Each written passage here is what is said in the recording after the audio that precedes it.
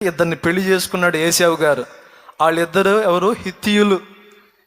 ఈ జనాంగం కాదు, ఇస్సాకు జనాంగం కాదు, వాళ్ళు అన్యులు. వాళ్ళని చేసుకుంటే ఆ కోడలు ఇద్దరు వచ్చి అసలు ఇస్సాకుకి రిబ్కాకి ఎంత సేవ చేశారు, ఎంత సేవ చేశారు. కాళ్ళు ఒత్తటం, అత్తమ్మకి కాళ్ళు ఒత్తటం, అత్తమ్మకి ఆహారం పెట్టడం, అత్తమ్మకి బాగా లేకపోతే దగ్గరుండి చూసుకోవటం, ఎంత సేవ చేశారంటే వాళ్ళ దెబ్బకి వేదన పడ్డారంటే వీళ్ళు. ఎవరి దెబ్బకి?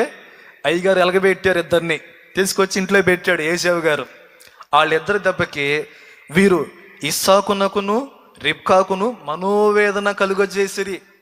మనశ్శాంతి లేదు కోడల దెబ్బకి. ఈరోజు కొన్ని ఇళ్లల్లో కోడల దెబ్బకి ఇదే పరిస్థితి. కొన్ని ఇళ్లల్లో కోడల దెబ్బకి దేవుడు చెప్తాడు, మీ అత్తమామలను తల్లిదండ్రులుగా ప్రేమించమ్మా.